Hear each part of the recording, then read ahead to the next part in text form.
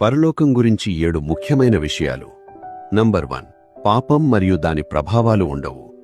ప్రకటన 21:4 ప్రకారం పరలోకంలో మరణం, దుఃఖం, ఏడుపు లేదా నొప్పి ఉండవు.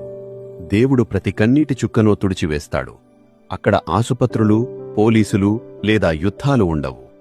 నంబర్ 2, వివాహాలు ఉండవు. లూకా 20:34-36 ప్రకారం పరలోకంలో మనుషుల మధ్య పెళ్లిళ్లు ఉండవు. అయితే దేవుని ప్రజలందరూ యేసుక్రీస్తుకు వధువుగా ఉంటారు.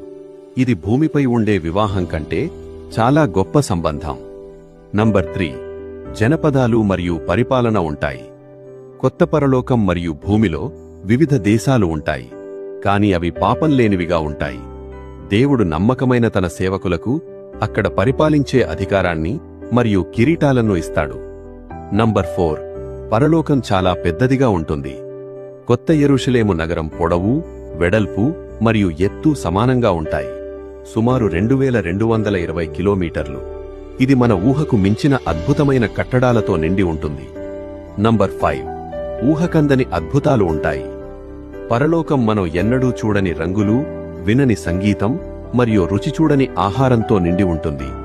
యేసు మన కోసం ఒక ప్రత్యేకమైన స్థలాన్ని సిద్ధం చేస్తున్నారు. నంబర్ 6, దేవుని ముఖదర్శనం.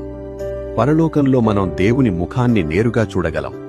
ప్రేమకు మూలమైన దేవునితో కలిసి ఉండటం వల్ల మనం అనంతమైన ఆనందాన్ని, శాంతిని అనుభవిస్తాం. నంబర్ 7, యేసు ద్వారా మాత్రమే ప్రవేశం. యోహాను 14:6 ప్రకారం పరలోకానికి యేసు మాత్రమే మార్గం. మన పాపాల కోసం చనిపోయి తిరిగి లేచిన యేసుపై విశ్వాసం ఉంచటం ద్వారానే మనం అక్కడికి వెళ్ళగలం. ముగింపు: పరలోకం అనేది ఎప్పుడూ బోర్ కొట్టే ప్రదేశం కాదు. అనంతమైన ప్రేమతో, సంతోషంతో నిండిన నిత్య నివాసం.